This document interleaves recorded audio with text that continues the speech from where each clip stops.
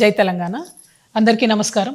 మొన్నటిదాకా మనం చూసినాం, రైతులు కల్లాలలో వడ్లు కొంటలేరని చాలా పెద్ద ఎత్తున ఇబ్బంది పడ్డటువంటి పరిస్థితి. మనందరం కూడా రైతులకు సహాయం చేద్దామని వడ్లు కొనాలని డిమాండ్ చేసినాం. అయినప్పటికీ దాదాపు 8 నుంచి 10 కిలోల వరకు తరుగు అంటే కడతా తీసుకుంటూ కూడా రైతుల్ని ఇబ్బంది పెట్టి నానా హింసలు పెట్టి చివరికి అక్కడిక్కడ వదిలేసి రాష్ట్ర ప్రభుత్వం రైతుల్ని తీవ్రంగా నిర్లక్ష్యం చేసినటువంటి పరిస్థితిని గమనించినాం. ఒక పక్క రైతులతో రక్త కన్నీరు పెట్టిస్తున్నటువంటి రేవంత్ రెడ్డి ప్రభుత్వం, ఇంకొక పక్క చిన్న రైస్ మిల్లర్స్ ఎవరైతే ఉంటారో, రైస్ మిల్లర్స్ ఎవరైతే ఉంటారో వారిని కూడా తీవ్రంగా ఇబ్బందులకు గురి చేస్తున్నటువంటి పరిస్థితి కనబడతా ఉన్నది. ప్రధానంగా ఏదైతే రైతులు పండించేటటువంటి ధాన్యాన్ని ప్రభుత్వం కొని దాన్ని మిల్ చేసి మళ్ళీ రేషన్ షాప్ల ద్వారా ప్రజలకు ఇచ్చేటటువంటి వ్యవస్థ మన రాష్ట్రంలో కొనసాగుతుంది. అయితే ఈ వ్యవస్థలో రైస్ మిల్లర్స్ ఉంటారు, అట్లానే బాయిల్డ్ రైస్ మిల్లర్స్ అని పెద్ద రైస్ మిల్లర్స్ ఉంటారు.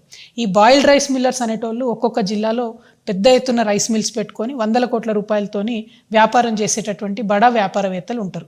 వీళ్ళు సంవత్సరం పొడవునా కూడా అన్ని సీజన్స్లో కూడా వడ్లు కొంటూ ఉంటారు, వ్యాపారం చేస్తూ ఉంటారు. ఇప్పుడున్నటువంటి రేవంత్ రెడ్డి గారి ప్రభుత్వం ఈ పెద్ద రైస్ మిల్లర్స్ ఎవరైతే ఉంటారో, 100 కోట్లలో వ్యాపారం చేసేటటువంటి రైస్ మిల్లర్స్ ఎవరైతే ఉంటారో వారు ప్రభుత్వానికి దాదాపుగా 4,000 కోట్ల రూపాయలు బాకీ ఉన్నా కూడా వారి వైపు వెళ్ళడం లేదు, వారిని అడగడం లేదు. కానీ ఏదైతే ఈ చిన్న రైస్ మిల్లర్స్ ఉంటారో, రైస్ మిల్లర్స్ ఉంటారో వాళ్ళు 10 లక్షల రూపాయల నుంచి 1 కోటి రూపాయల వరకు ఎంత అప్పున్నా సరే దొంగల్ని చూసినట్టు వాళ్ళని చూసుకుంటూ వాళ్ళ రైస్ మిల్స్ మీద పడి ఎంక్వైరీల పేరుతో వాళ్ళని వేధించి ముసుగులేసి వాళ్ళని దొంగలను అరెస్ట్ చేసినట్టు తీసుకుపోయి అరెస్ట్ చేస్తున్నారు. అట్లా అరెస్ట్ చేస్తే చిన్న రైస్ మిల్లర్లు బాధపడి ఇబ్బంది పడి కరీంనగర్లో పాపం ఒక ఆడబిడ్డ సూసైడ్ కూడా చేసుకోవడం జరిగింది. మరి ఇటువంటి దారుణమైన పరిస్థితుల్లో కూడా ఉత్తమ్ కుమార్ రెడ్డి గారు కానీ రేవంత్ రెడ్డి గారు కానీ మరి జరుగుతున్న పరిస్థితి ఏంటి, మోసం ఏంటి అని గ్రహించలేకపోతున్నారా, లేకపోతే చూసి చూడనట్టుగా పోతున్నారా నాకు అర్థమవుతలేదు. ఎందుకంటే ఇప్పుడు ఒక ఫ్రెష్ టెండర్ చూస్తున్నాం మనం. ఇది ఈ మధ్య కాలంలోనే టెండర్ చేయడం జరిగింది. ఇదేంది అంటే కేసీఆర్ గారి ప్రభుత్వం దిగిపోయేటటువంటి సమయంలో గోడౌన్లో ఏదైతే 1,40,000 టన్నుల దొడ్డు బియ్యం ఉన్నదో దానికోసం టెండర్ వేయడం జరిగింది. ఇంతకుముందు ప్రభుత్వం ఉన్నప్పుడు 48 రూపాయలతోని మన ఫిలిప్పీన్స్కు ఆనాడు టెండర్ వేసి అంతకుముందు ఉన్న రైస్ అమ్మిరు. ఇప్పుడున్న ఈ 1,40,000 టన్నుల రైస్ని 21 రూపాయల 70 పైసలకు మాత్రమే టెండర్ తీయడం జరిగింది. టెండర్ డాక్యుమెంట్ చూస్తే ఇందులో 24 రూపాయలు అని ఉన్నది.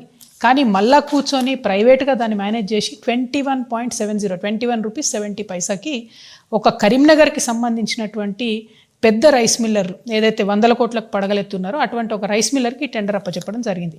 సరే, దీనికి వ్యతిరేకంగా చిన్న రైస్ మిల్లర్స్, ఇతర మాలాంటి వాళ్ళు, కొంచెం కన్సర్న్ సిటిజన్స్ అంతా కోర్టుకు పోయినారు. ఇప్పుడు కోర్టులో ఈ వ్యవహారం పెండింగ్లో ఉన్నా కూడా 10,000 టన్నుల వరకు కూడా ధాన్యాన్ని ఆల్రెడీ లిఫ్ట్ చేయడం జరిగింది. మరి ఇది ఉత్తమ్ కుమార్ రెడ్డి గారికి తెలిసి జరుగుతుందా, తెలియక జరుగుతుందా? స్టీఫెన్ రవీంద్ర గారు ఆనాడు ఉస్మానియా యూనివర్సిటీలో పిల్లల్ని కర్రలతో కొట్టి ఇబ్బంది పెట్టినటువంటి ఒక ఐపీఎస్ ఆఫీసర్ గారు ఇవాళ కమిషనర్గా ఉన్నారు పీడిఎస్కి. ఆయనకు అర్థమయ్యే లోపలనే సంవత్సరం అయిపోయింది. ఈ సంవత్సర కాలం లోపల ఈ 1,40,000 టన్నులు గోడౌన్లో ఉంటే తీవ్రమైన నష్టం జరిగింది. దాదాపు 100 కోట్లు వాళ్ళు రైస్ మిల్లులకు వీటికి రెంట్లు కట్టడానికి సరిపోయింది. ఇంకొక 50 కోట్లు ఇంట్రెస్ట్కి పోయింది. అంటే ఈ 300 కోట్లతో ఈ రైస్ అమ్మితే కూడా మిగిలేదు ఏమీ లేదు ప్రభుత్వానికి. నేను ఇవాళ ప్రభుత్వాన్ని ఒకటే డిమాండ్ చేస్తా ఉన్నా, ఎవరైతే చిన్న rice millers, rice millers defaulters ఉన్నారో మీరు 21 రూపాయి 70 పైసలు వాళ్ళకే ఆఫర్ ఇవ్వండి. వాళ్ళే అప్పులు కడతారు కదా. వాళ్ళు ఇప్పుడు చచ్చిపోతూ ఉన్నారు కదా, ఆత్మహత్యలు చేసుకుంటున్నారు కదా, మొత్తం రైస్ మిల్లులు మూసుకుపోయే పరిస్థితి ఉంది కదా, వాళ్ళకు ఆఫర్ ఇవ్వండి. మీరు చిన్న వాళ్ళని వదిలిపెట్టి పెద్దవాళ్ళని ఎందుకు ప్రొటెక్ట్ చేస్తున్నారు? ఇప్పుడు ఒక పెద్ద రైస్ మిల్లర్ నల్గొండకు సంబంధించిన ఆయన ఆల్రెడీ ఆయన 600-700 కోట్ల రూపాయలు ప్రభుత్వానికి బాకీ ఉన్నాడు. ఆయనకి ఇప్పుడు ఇంకో కొత్త రైస్ మిల్లుకి పర్మిషన్ ఇచ్చింది ప్రభుత్వం, వర్గాల్లో పర్మిషన్ ఇచ్చింది. ఆయనకు మళ్ళీ 300 కోట్ల రైస్ కూడా ఇచ్చింది. ఎట్లా ఇస్తారు మీరు? చిన్న రైస్ మిల్లర్స్, డిఫాల్టర్లు ఉన్న వాళ్ళకి ఇస్తున్నారా రైస్? ఫిజికల్ వెరిఫికేషన్ పేర్లతో వాళ్ళని వేధిస్తలేరా, సతాయిస్తలేరా? ఈ అంశాలన్నీ పక్కకు పెట్టి ప్రజలు గమనిస్తలేరు, ప్రతిపక్షాలు గమనిస్తలేరు అని మీరు అనుకుంటే తప్పు. బీఆర్ఎస్ పార్టీలో హరీష్ రావు గారు కానీ కేటీఆర్ కానీ పెద్ద రైస్ మిల్లర్స్ అందరితో వాళ్ళు మిలాఖత్ అయి ఉన్నారు కాబట్టి వాళ్ళు మాట్లాడతలేరు. కానీ ఇవాళ ఈ రాష్ట్రంలో ఒక ఆల్టర్నేట్ శక్తిగా తెలంగాణ రక్షణ సేన వచ్చింది. మేము చిన్న వాళ్ళ తరఫునే ఉంటాం, చిన్న రైస్ మిల్లర్స్ తరఫునే మాట్లాడుతున్నాం, చాలా బలంగా చెప్తా ఉన్నాం. మీరు కనుక పెద్ద రైస్ మిల్లర్స్ దగ్గర ఏదైతే 4,000 కోట్ల రూపాయల బకాయిలు ఉన్నాయో వాటిని వసూలు చేయండి.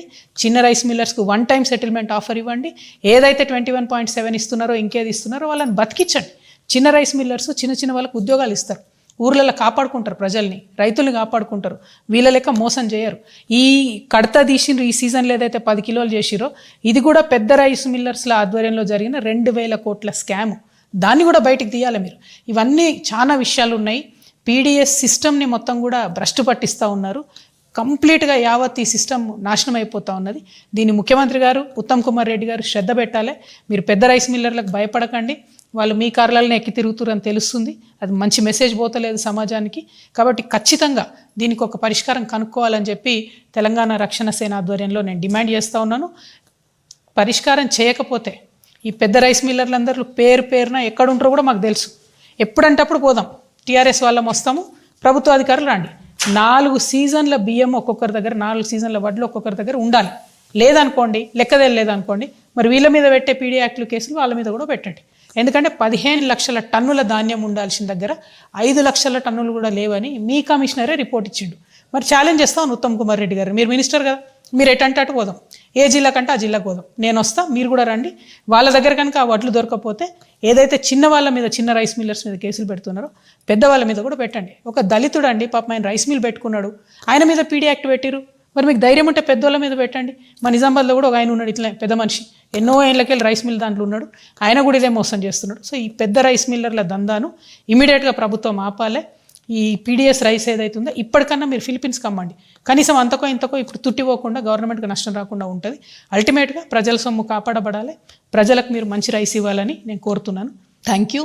జై తెలంగాణ.